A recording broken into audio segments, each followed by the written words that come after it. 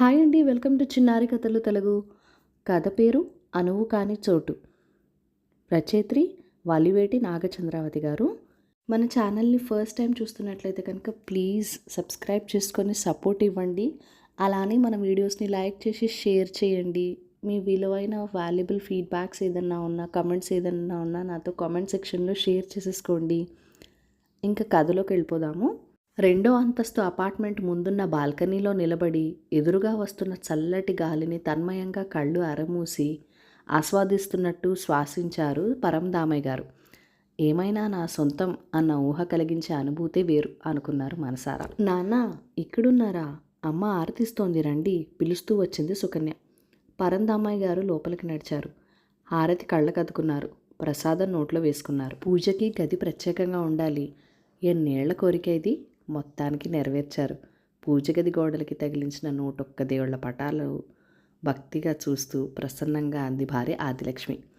ఆవిడ సాధారణంగానే అన్నీ ఉండొచ్చు కానీ మొత్తానికి నెరవేర్చారు అన్న మాటలో ఏదో శ్లేష వినిపించి నవ్వుకుంటూ యువతలకి వచ్చారు పరంధామయ్య గారు. 5 ఏళ్ల క్రితమే కొన్నారు ఈ అపార్ట్మెంట్. ఇక్కడ ఉన్న సౌకర్యాల మీద ఇంటి వాళ్ళందరికీ ఆశే. తనకి మాత్రం ఆ ఇంటి మీద వచ్చే రాబడి మీద ఆశ. మరి మోసేవాడికే కదా తెలిసేది కావడి బరువు. మొత్తానికి తన చేత అనిపించి ఆదిలక్ష్మి ఇంట్లో పాల పొంగలి పెట్టడానికి 5 ఏళ్ళు పట్టింది. అందుకే ఆ చెనకు. నాన్న ఇటు చూడండి. సుకన్య పిలుపు విని అటుగా చూశారు. ఆ హాలు పడమటి వైపున్న కిటికీ పక్కగా తన పడక్కుర్చీ. ఎప్పుడో తన చదువుకునే రోజుల్లో తండ్రి తన కోసం ప్రత్యేకం చేయించిన ఆ పడక్కుర్చీ అంటే తనకు అభిమానం. అద్దేళ్లలో దాన్ని వాల్చడానికి చోటు లేదని తను ఎప్పుడు విచారిస్తూ ఉండేవాడు. ఇప్పుడు దానికి ఇక్కడ తెచ్చిపెట్టి ఇల్లు మార్చటం వల్ల మీ కోరిక తీరింది చూసారా అని తన కుష్ చేయాలని చూసింది ఆ పిచ్చి పిల్ల. సుకన్య వంక ఆపేక్షగా చూసి నవ్వారు పరంధామయ్య గారు. భార్య కూతురు కలిసి తెచ్చిన సామాన్లన్నీ విప్పి సర్దుతూ ఉంటే సావకాశంగా పడకుర్చీలో వాలి చూడసాగారు. సెకండ్ హ్యాండ్దే అయినా సిటీలో పాష్ లొకాలిటీలో అంత పెద్ద హై క్లాస్ అపార్ట్మెంట్ కొనమంటే పరంధామయ్య గారు ఇలాంటి తెలుగు మాస్టారి తాహతకు మించిందే. అయినా సాధ్యపడింది అంటే కాలం ఎప్పుడు ఆయనకి కలిసి వచ్చింది అనుకోవాల్సిందే. అప్పట్లో ఆయనకి అన్నగారికి కలిసి పిత్రార్జితమైన మామిడి తోట కొంత ఉండేది. అన్నగారు దీర్ఘ వ్యాధితో మంచం పట్టి అప్పుల పాలై తోట అమ్మేద్దాం పరంధామ అన్నాడు. సరేననక తప్పలేదు. అదృష్టవశాత్తు ఆ సమయంలో ఇక్కడ రియల్ ఎస్టేట్ ప్లాట్లు వేస్తుండడంతో తోట ధర బాగా పలికింది. తన వాటా పైకం అందుకున్న దానికంటే కొంత ఎక్కువగానే చేతికొచ్చింది. కానీ ఏదో వెలితి స్థిరాస్తి వెనక దన్నుగా ఉండి ధైర్యాన్నిచ్చేది. ఈ కరెన్సీ చంచలం. డబ్బు చూసేసరికి ఆదిలక్ష్మి పలకసార్లు చేయించుకుంటానంది. అబ్బాయి కంప్యూటర్ అన్నాడు. అమ్మాయి మరేదో కోరింది. ఇలాగే కరిగిపోతుందేమో అని క్షణము భయమే. అలా కాకముందే ఏదో చేయాలని తీవ్రంగా ఆలోచిస్తున్నప్పుడు తన సహ ఉపాధ్యాయుడు ఈ అపార్ట్మెంట్ విషయం చెప్పాడు. ఆయన నాకు మేనమామ వరస. యుఎస్లో ఉండే కొడుకు దగ్గరికి వెళ్ళిపోతూ దీన్ని అమ్మకానికి పెట్టాడు. చాలా మంచివాడు, అత్యాశకు పోడు అన్నాడు స్నేహితుడు. కానీ ఆయన ఎంత తగ్గించి ఇచ్చినా ఈ అపార్ట్మెంట్ విలువకి ఆ తోట డబ్బు సరిపోలేదు. ధైర్యం చేసి కొంత హౌసింగ్ లోన్ తీసుకుని అపార్ట్మెంట్ సొంతం చేసుకున్నారు పరంధామయ్య గారు. ఆ ప్లాట్ చూసి, ఆ ప్లాట్ అంతం చూసి, దాని వైశాల్యం చూసి ఇంటిల్లి పాది పొంగిపోయారు. అది తమ నివాసం కొరకు కాదని అమ్మేసిన తోట స్థానంలో మరొక ఆర్థిక వనరు కావాలని ప్రయత్నంలో మాత్రమే కొనటం జరిగిందని, అంతేకాక దాని మీద బోలెడు అప్పుందని, దాన్ని తీర్చటం కోసమైనా అద్దెకివ్వడం తప్పదని పరంధామయ్య గారి వివరణ విన్నాక నీరు గారిపోయి. కానీ ఓ చిన్ని నమ్మకం వారి ఆశని పూర్తిగా అణగారిపోనివ్వలేదు. అంచేత బ్యాంకు లోను తీర్చడానికి అందరూ పూర్తిగా సహకరించారు. అద్దె తక్కువని సిటీ పొలిమేరల్లో ఉన్న కాలనీలో చిన్న వాటాకే కాపురం మార్చారు. ఇంటి ఖర్చుతో ఇంతకంటే తగ్గించడం ఎవరి వల్ల కాదు అన్న లెవెల్లో పొదుపు చేసింది ఆదిలక్ష్మి. కొడుకు హరి 25 కిలోమీటర్ల దూరంలో ఉన్న కాలేజీకి 2 బస్సులు మారి వెళ్ళేవాడు. ఇక సుకన్య కాలేజ్ నుంచి రాగానే చుట్టుపక్కల పిల్లలకి ట్యూషన్ చెప్పేది. ఏమైతేనేం అందరి కృషి ఫలించింది. 8 ఏళ్లకు కానీ తీరదనుకున్న బ్యాంకులోనూ 5 ఏళ్లకే తీరిపోయింది. భూభారాన్ని దింపుకున్న ఆదిశేషుల్లా తేలికపడ్డారు పరంధామయ్య గారు. రుణబాధ తీరడం ఒక్కటే కాదు, అనుకున్నట్లుగా కొడుకుని ఇంజనీరింగ్లో చేర్పించారు. సుకన్య డిగ్రీ అయ్యాక కొన్ని కంప్యూటర్ కోర్సులు చేసి ఒక ఇన్స్టిట్యూట్లో జాబ్ సంపాదించుకుంది.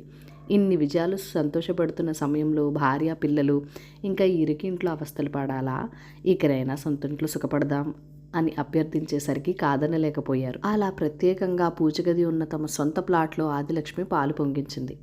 తెల్లవారుతూనే మొదలైంది సమస్య. ఏం మనుషులో ఏంటో పక్క మీద దుప్పటి మడత పెడుతూ గొణుక్కుంటోంది ఆదిలక్ష్మి. ఏమైంది? ఇప్పుడే మేలుకొని అరచేతిలో శ్రీరామ చదువుకుంటున్న పరందామయ్య గారు అడిగారు. పాలవారు ఎవరైనా కనబడతారేమో అని ఇందాక వీధి తలుపు తీసి చూశానా? ఆ చివరి ప్లాట్లో ఆమె నైటీలో బయటకొచ్చింది. పాలబూతు దగ్గరలో ఎక్కడుంది అక్కగారు అని అడిగాను. తప్పే ఉంది చెప్పండి. నన్ను పురుగును చూసినట్టు చూసి నాకిట్లా వరుసలు కలపడం నచ్చదు అని కొట్టినట్టు చెప్పి తలుపేసుకుంది. తల తీసేసినట్లయిందండి నాకు, చిన్నబుచ్చుకున్న మొహంతో అంది ఆదిలక్ష్మి. ఆమెకు తమ పాత ఇంటి పరిసరాలు మనసులో మెదిలాయి. కొత్తగా అద్దెకి దిగిన వాళ్ళకి చుట్టుపక్కల వాళ్ళంతా ఎంత సహాయపడతారని పాలవాడికి కుదుర్చి, పని మనిషిని మాట్లాడి, పేపర్ వాడికి చెప్పి, ఏం కావాలన్నా మొహమాట పడకుండా అడగమని. ఇదేం పద్ధతో నిట్టూర్పు ఆగలేదు ఆదిలక్ష్మికి. దాదాపు ఇలాంటి అనుభవమే 2 రోజుల తర్వాత పరందమ్మాయి గారికి ఎదురైంది. ప్రత్యూషానికి ముందరే కాస్త దూరం నడిచి రావడం అలవాటు ఆయనకి. కొత్త ఇంటికి మారాక ఆ అలవాటుని పునరుద్ధరించుదామని ఈరోజు బయటకొచ్చారు. అదే సమయానికి ఎదురింటి ఆయన ఇంట్లోంచి అవతలకి వస్తూ కనిపించాడు. మంకీ క్యాప్, మెడకి మఫ్లర్, చేతిలో స్టిక్. ఆయన వాకింగ్ కేరని అర్థమైంది. ఈ ఇంటికి వచ్చాక ఆయన్ని పలకరించే సందర్భం చిక్కిందే లేదు ఇంతవరకు. నా పేరు పరంధామయ్య. ఈ ప్లాట్ మాదే. విఠలరావు గారు ఇంతవరకు ఇందులో రెంట్కుండేవాళ్ళు. సొంత ఇంట్లో ఉండాలని ఇప్పుడు మేమే వచ్చేసాం అన్నారు ఆయన చూస్తూ పరిచయపూర్వకంగా నవ్వుతూ. ఆయన నవ్వలేదు. కళ్ళు మాత్రం యగాదిగా చూశాయి. ఓ, నువ్వేనా ఆ తెలుగు మాస్టర్ అన్నాడు. చివుక్కుమంది మనసు. కానీ అంత తొందరగా తొణికే స్వభావం కాదు కనుక పట్టించుకోనట్లుగా మందహాసం చేశారు ఆయన. అవును, పదండి నడుస్తూ మాట్లాడుకుందాం అంటూ ముందడుగేశారు. కానీ ఆయన ఆ మాట విననట్టుగానే గబగబా ముందుకెళ్ళిపోయాడు. చివరి ప్లాటు లాయర్ని కేకేశాడు. ఇద్దరూ కలిసి లిఫ్ట్ వైపు నడిచారు. స్తబ్దుగా అయిపోయారు పరందామయ్య గారు. అంతలోనే తేరుకున్నారు. అవునులే, నా స్థాయి వేరు, ఆయన స్థాయి వేరు. ఇరుగు పొరుగు అయినంత మాత్రాన నాతో కలిసి అడుగులు వేయాలని ఎక్కడుంది? వెలితిగా నవ్వుకున్నారు. ఆ క్షణం ఆయనకు భార్యకు గుర్తొచ్చినట్టుగా తాము ఉండిన కాలనీ వాసులు తలుపుకొచ్చారు. తనతో పాటు నడవడం కోసం వీధి చివర తన కోసం నిరీక్షిస్తూ ఉండేవాడు పోస్ట్ మాస్టర్ ముకుందం. తాను రావటం చూస్తే స్వయంగా అరుగు దిగి వచ్చి గేటు తీసేవాడు తన ఇంటి యజమాని. ఇరుగు పొరుగు మాస్టర్ గారు అంటూ తన వృత్తికో విలువకో తనకు పెద్దరికాన్ని ఇచ్చేవారు. ఈ గౌరవం ఆ మర్యాద అన్ని చోట్ల లభిస్తాయని ఆశించటం తన అవివేకమే. నిర్వేదంగా మెట్ల వైపు నడిచారు పరందామయ్య గారు. ఇక హరికి, సుకన్యకి కూడా ఇక్కడ పరాయి దేశంలో ఉన్నట్టు ఒంటరితనంగా అనిపిస్తోంది. వాళ్ల వయసు పిల్లలు లేక కాదు. ఎదురు ప్లాట్లో నందిని సుకన్యతోటిదే. ఎదురైనప్పుడు తను నవ్వినా తిరిగి నవ్వదు. హాయ్ అంటే తప్పదన్నట్టు పెదాలు కదిలిస్తుంది. ఆ చివరి ప్లాటు వకీల్ గారమ్మాయి రాణి అయితే మరీను. చూయింగం నములుతూ, వెస్టర్న్ మ్యూజిక్ హమ్ చేస్తూ, తన ఉనికినే గమనించినట్టు పక్క నుంచే వెళ్ళిపోతుంది.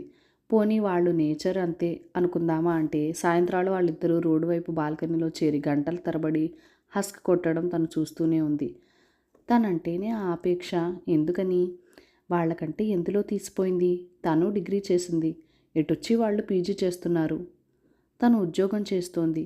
పోనీ అందంలో సరితూగదా అంటే తన ముందు వాళ్ళిద్దరూ తీసుకొట్టే. మరెందుకు తనను దూరంగా ఉంచుతున్నారు వాళ్ళు? సుకన్య, మదన వాళ్లలో కలిసిపోవటం ఎలాగా అని ఆరాటం. హరిది సేమ్ ప్రాబ్లం. అదే ఫ్లోర్లో మెడిసిన్ చదువుతున్నాడు ప్రదీప్ ఉన్నాడు. లాలో జాయిన్ అయిన రాకేష్ ఉన్నాడు. ఎదురింట్లో భరత్ తన కాలేజీనే, తన బ్రాంచే. కనిపించినప్పుడు హాయ్ అంటారు. పలకరిస్తే 2 నిమిషాలు ఏదో టాపిక్ మాట్లాడతారు. చిరునవ్వు విసురుతారు. కానీ ఎవరిలోనూ తనతో స్నేహం చేయాలన్న అభిలాష కనిపించదు. ఆ వైఖరికి కారణం తెలుసు.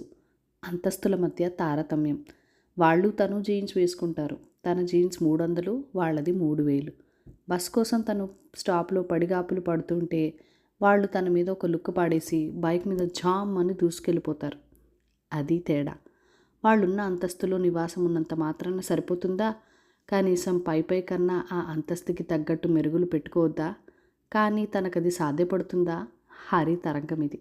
3 నెలలు గడిచేటప్పటికి బయట వాతావరణంలో కొద్దిపాటి మార్పు వచ్చింది. ఎదురు ప్లాట్లో పెద్ద మనిషి తను వాకింగ్కి వెడుతూ రామయ్య మాస్టారు అని పరందామయ్య గారిని ఆహ్వానిస్తున్నాడు. కాకపోతే దారి పొడవునా ఆయన వ్యక్త, ఈయన శ్రోత. ఒక్క అడుగు వెనక్గా. ఆదిలక్ష్మికి కూడా కాలక్షేపం బాగానే అవుతుంది. తరచూ ఎదురు ఆఫీసర్ గారి భార్య వసంతో, మధ్య ప్లాట్ కాంట్రాక్టర్ గారి మిస్సెస్తో, అపర్ణతో పిలుస్తూ ఉంటారు. వాళ్లకు రాని కూర పిండి వంటలు ఎలా చేయాలో చూపించమని. పొంగిపోతూ వెళ్ళి చూపించటం కాదు, చేసి పెట్టి వస్తుంటుంది.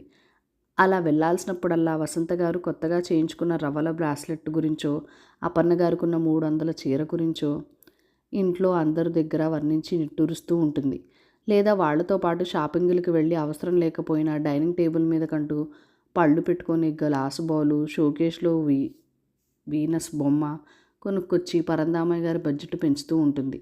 ఇక హరి, సుకన్య హ్యాపీగానే ఉంటున్నారు. సుకన్య కంప్యూటర్ పరిజ్ఞానం ఆమెకి ఉపకరించిందనుకోవాలో, చివరి ప్లాట్ లాయర్ గారికి అనుకూలించిందనుకోవాలో కానీ ఆయన దగ్గర పనిచేసే క్లర్కులిద్దరూ ఒకే మాట సెలవు పెట్టడం మూలాన సుకన్య ఆయన దృష్టిలో పడింది. చూడమ్మా, నీకు ఖాళీ ఉన్నప్పుడు కాస్త ఈ డాక్యుమెంట్ ఫైలు లోడ్ చేసి పెడుతూ అను, ప్రింటర్లో ఈ ఫారం కాపీలు తీసిపెట్టమ్మా అని ఇంటి దగ్గరికి వచ్చి మరీ అడుగుతున్నాడు. ఆయనంతటి లీడింగ్ లాయర్ వచ్చి అడగడమే చాలు కాదనటమా? సుకన్య హడావిడి పడుతూ చేసి పెట్టొస్తోంది. దానాదీనా ఆ ఇంటితో సుకన్యకు చనువు ఏర్పడింది. ఇప్పుడు రాణి ఆమెకు కొంత క్లోజ్ అయింది. షాపింగ్లకి, సినిమాలకి వెంట తీసుకెడుతోంది. తండ్రికి సాయం చేస్తున్నందుకు అని చెప్పకుండా చిన్న చిన్న గిఫ్ట్లు కొనిపెడుతూ ఉంటుంది. తమ బోటి ఈ తరం అమ్మాయిలకు నడకలోనూ, మాటలోనూ, చూపులతోనూ, వేషధారణలోనూ ఎంత మోడర్న్గా, ఎంత డైనమిక్గా ఉండాలో ఎడ్యుకేట్ చేస్తూ ఉంటుంది. విత్తనాలు నాటుకునే తరుణం. అవి తిండి గింజలైనా, మత్తు గింజలైనా చక్కగా మొలకెత్తుతాయి. సుకన్య ఇప్పుడు చాలా ఉత్సాహంగా ఉంటుంది. హరి ఈ మధ్య ఇంటికి అప్పుడప్పుడు త్వరగా వస్తున్నాడు. ఏరా అంటే, భరత్ బైక్ మీద లిఫ్ట్ ఇచ్చాడమ్మా, 10 నిమిషాల్లో వచ్చేశాను. బస్సులో ఆ తొక్కిసలాటను నిలబడలేక చెమటతో తడిచిపోయి ముద్దయిపోయి చచ్చేవాడిని. ఇలా హాయిగా ఉంది అంటున్నాడు హుషారుగా. మొత్తానికి అందరూ హ్యాపీ. ఒక్క పరందామయ్య గారికి ఎందుకో ఏదో నచ్చట్లేదు. తాము కష్టాలు పడ్డారు, కష్టాల్లో బతికిన వాళ్ళ మధ్య బతికారు. కష్టపడడం అంటే ఎంత కష్టమో తెలిసి స్పందించారు. ఇప్పుడు కష్టం అంటే ఏమిటో తెలియని వాళ్ళ దగ్గరకు వచ్చి పడ్డారు. ఈ మార్పు తమకి మేలు చేస్తోందా, చెడుకు దారి తీస్తుందా? పోన్లే, ప్రస్తుతానికి ఎలాగోలాగా అడ్జస్ట్ అయ్యారు, అది చాలు అనుకున్నారు. మధ్యతరగతి మనస్తత్వంతో ఎప్పటిలాగే సమాధాన పడిపోతూ. అమ్మా, ఇవాళ సాలరీ అందుతుంది. సాయంత్రం అటు నుంచి అటే షాప్కి వెళ్ళి బట్టలు తెచ్చుకుంటాను, సరేనా? కాస్త ఆలస్యమైనా కంగారు పడకు, తల్లితో చెప్తుంది సుకన్య. 10 రోజుల్లో సంక్రాంతి. అది హడావిడి. దిద్దిన స్లిప్ టెస్ట్ పేపర్లు కట్టుకడుతూ పరందామయ్య గారు విన్నారా మాట. అదేమిటి, అమ్మతో కలిసి వెళ్ళవా? తను తెచ్చుకోవాలిగా. ఇప్పటి వరకు తల్లి కూతుర్లు కలిసి వెళ్ళటమే అలవాటు మరి. అమ్మ అపర్ణ గారితో వెళ్తుందట మధ్యాహ్నం.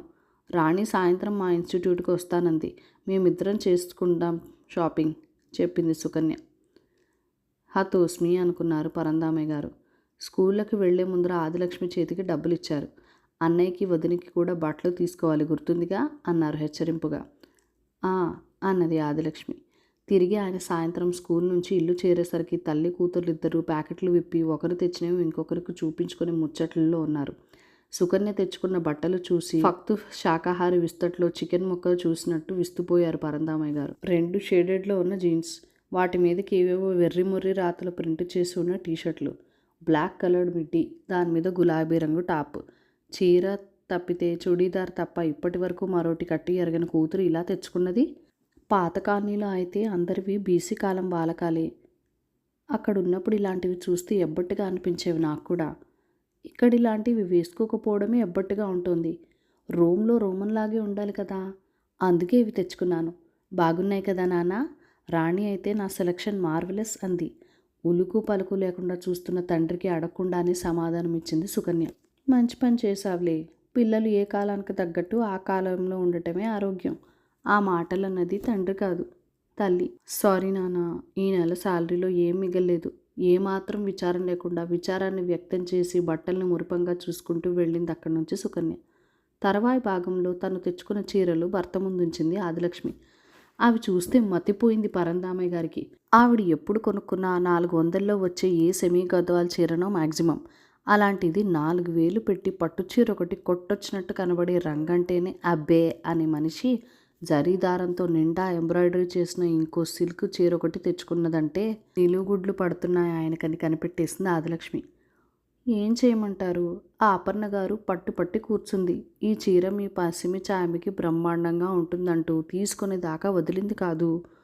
ఇప్పుడు అందరూ ఇవే. నాకు కూడా కట్టుకోవాలనిపించింది. మీకు ఇష్టం ఉండదని తెలుసు నొచ్చుకుంటున్నట్టుగా అంది. మరి వదిన వాళ్ళకి బట్టలు? గొంతు పెగిల్చుకుని అడిగారు పరందామయ్య గారు. సర్లేండి, మీరు ఇచ్చిన డబ్బుతో ఈ చీర మొదట వాయిదా కట్టడానికే సరిపోయింది. వాటికి కూడా ఎక్కడ అప్పు చేయను. చీరలు చేతికి తీసుకొని పైకి లేస్తూ, ఒక్కసారికి వాళ్ళకి పంపకపోతే పలంటుకు పోవులేండి తేలిగ్గా అంటూ వెళ్ళింది ఆదిలక్ష్మి. నోటి మాట రాలేదు పరందామయ్య గారికి. మౌనంగా వెళ్ళి పడక కుర్చీలో కూర్చుండిపోయారు. ఎప్పుడొచ్చాడో హరి తండ్రి దగ్గర స్టూల్ లాగి కూర్చొని తండ్రి చేతి మీద చెయ్యి వేశాడు. నాన్న, వేదన భారాన్ని మోస్తున్నట్టు రెప్పలు మూసుకున్న పరందామయ్య గారు కళ్ళు తెరిచి ఏమిటన్నట్టు చూశారు. నాకు పండక్కి బట్టలు వద్దులే నాన్న. తన బాధని అర్థం చేసుకున్న కొడుకు మీద వాత్సల్యం పెళ్ళు బిలికింది ఆయనలో. చెయ్యెత్తి కొడుకుని తల మీద నుంచి పర్లేదులే హరి, ఈసారికి ఎలాగో సర్దుబాటు చేస్తాలే అనబోయారు మృదువుగా. నాకు బైక్ కావాలి నాన్న, హరి వ్యక్తం పూర్తి చేశాడు. ఓర్ని, వీడు వాళ్ళలో ఒకడేనా? నీకు గాని పిచ్చెక్కిందా? బైక్ అంటే మాటలు అనుకుంటున్నావా? 60,000-70,000 ఎక్కడి నుంచి తెమ్మంటావు? ఒక్కసారిగా బర్స్ట్ అయ్యారు పరందామయ్య గారు. ఎన్నడూ లేనిది ఆయన గొంతు పెంచేసరికి గదిలో ఉన్న ఆదిలక్ష్మి సుకన్య పరిగెత్తుకొచ్చారు. మీరు ఒక్కసారిగా ఏం కట్టక్కర్లేదు. వాయిదాలుగా నెలకింతని కట్టచ్చు. మొహం ముడుచుకునే తనకి అనుకూలమైన పద్ధతి ఒకటి ఉందని తెలియజేశాడు హరి. అవును నాన్న, మన వీలుని బట్టి 1-2 ఏళ్లలో తీర్చేయచ్చు. సంగతి తెలిసి అన్నకి వంత పాడింది సుకన్య. మరి ఇకనే అన్నది ఆదిలక్ష్మి తను వాళ్ల పక్షమే అన్నట్టు. ఒక్కసారిగా నీరసపడిపోయారు పరందామయ్య గారు. ఒంటరితనంగా నిస్సహాయంగా అనిపిస్తోంది. ఎంత ఒబ్బడిగా, ఎంత బాధ్యతగా ఉండేవాళ్ళు, ఎంత మారిపోయారు వీళ్ళు. ఆ శక్తికి తగని పరుగులు ఎక్కడిదాకా? చాప ఉన్నంతవరకే కాళ్ళు చాపుకోవాలనే సూత్రాన్ని మర్చిపోయారా? ఎందుకు ఇలా తయారయ్యారు వీళ్ళు? అలివి మాలిన ఆ కోరికలేమిటి? స్తోమతకు మించిన ఖర్చేమిటి? మీరేం చేస్తున్నారా మీకైనా తెలుస్తుందా అన్నారు ఉద్రేకాన్ని అణుచుకుంటూ. ఇప్పుడంత తలకు మించిన ఖర్చేం చేశాం? తీక్షణంగా అడిగింది ఆదిలక్ష్మి. ఏమిటి అని నువ్వే అడుగుతున్నావా? 3 బట్టలు తెమ్మని డబ్బులిస్తే ఒక్కదానికి తెచ్చుకున్నావు. పైగా ఇంకొంచెం అప్పు పెట్టి మరి. ఈ వయసులో ఆ పట్టుచీర మీద అంత మోజేమిటి నీకు? సుకన్య అంతే. జీతమంతా తగిలేసి ఆ జీన్స్ తెచ్చుకుంది. కొత్తగా అలవాటు దానికింత ముఖ్యమా? మిమ్మల్ని చూసి వాడు ఏకంగా బైక్ అడుగుతున్నాడు. ఈ వాయిదాలన్నిటికీ డబ్బెలా కట్టగలుగుతున్నామని ఏమన్నా ఆలోచన ఉందా మీకు? ఇంతకీ ఈ బాధంతా మీ అన్నావదనలకి బట్టలు తేలేదనే కదా? అసలు ఆ తనకమాలిన ధర్మాన్ని మానుకుంటే మీరు బెంగపడుతున్న ఆ వాయిదాలన్నీ నిక్షేపంగా కట్టచ్చు. తనకమాలిన ధర్మమా? ఏమంటున్నావు ఆదిలక్ష్మి? విస్తుపోతూ అడిగారు. అవును, అదే చెప్తున్నా. నెల నెల వాళ్ళ ఖర్చులకంటూ మీరు పంపే డబ్బు ఆపేస్తే సరి. అయినా ఎన్నాళ్ళు ఒకరి సంసారాన్ని మరో సంసారం ఆదుకోగలదు? ఎవరి తిప్పలు వాళ్ళవి. మనకి పిల్లలు ఎదుగొస్తున్నారు. వాళ్ళ బాగోగులు చూసుకుంటే చాలిక. నోటి మాట రావడం లేదు పరందామయ్య గారికి. ఒకనాడు అయ్యో వాళ్ళని మనం కాకపోతే ఎవరు చూస్తారు అన్న ఆదిలక్ష్మినా ఈమె? ఉన్న ఒక్కగానొక్క కొడుకు యాక్సిడెంట్లో పోగొట్టుకుని ఆ షాక్లో కాళ్ళు చెయ్య చచ్చుపడి మంచానికి అంకితమయ్యాడు తన అన్నగారు. ఉన్న ఆస్తంతా వైద్యానికి కరిగిపోతే అప్పడాలొత్తి విస్తలు కుట్టి అతి కష్టం మీద సంసారాన్ని దిద్దుకున్న దీనురాలు వదినమ్మ చిరు సాయం నెలకోసారి తను పంపే మొత్తం. తన సోదరి ప్రేమను, వితరణ గుణాన్ని తన భార్య పిల్లలతో ఎంతో హర్షించేది. సహకరించారు. వారి పూర్తి మద్దతు ఉండబట్టే దీనస్థితిలో ఉన్న ఆ కుటుంబానికి ఇంతవరకు ఆసరా ఇవ్వగలిగారు. కానీ వాళ్ళు ఈరోజు ఇలా బేలగా భార్య వంక చూశారు పరందామయ్య గారు. మేము కాదు, ఇక మీరే మా మాట వినాలి అన్నట్టు చురుగ్గా ఒక చూపు విసిరి గదిలోకి నిష్క్రమించింది ఆదిలక్ష్మి. ఆ మరుసటి రోజు పరందామయ్య గారితో అందరూ ముభావంగా మసులుకున్నారు. సాయంత్రం స్కూల్ నుంచి రాగానే భార్య మౌనంగానే టీ అందుకుంటూ అడ్వాన్స్ ఇచ్చేశాను చెప్పారు పరందామయ్య గారు గంభీరంగా. గప్పున వెలిగింది ఆదిలక్ష్మికి మొహం. అక్కడే ఉన్న పిల్లల మొహాలు కూడా సంభ్రమంగా ఇంతయ్యాయి. బైక్కి అడ్వాన్స్ కట్టేశారనమాట. ఆహా, మొత్తానికి తండ్రిని తమకు దారి తెచ్చుకోగలిగాం. ఏం బైక్ నాన్న? ఎంత సీసీ? కలర్ ఏమిటి? ఖరీదెంత? నేను వచ్చేవాణ్ణిగా గుక్క తిప్పుకోకుండా అడుగుతున్న హరికి ఆపారు. అడ్వాన్స్ బైక్కి కాదు, అద్దెంటికి. మొన్నటి వరకు మనమున్న కాలనీలోకి. ఎందుకు అరిచారు ముగ్గురు. మనకు అనువైన చోటు అదే దృఢంగా అన్నారు పరందామయ్య గారు. కథ సమాప్తం. ఈ కథ నచ్చినట్లయితే కనుక లైక్ చేయండి, షేర్ చేయండి, మన ఛానల్కి సబ్స్క్రైబ్ చేసుకొని మీ సపోర్ట్ ఇవ్వండి. Thank you for watching. Bye bye.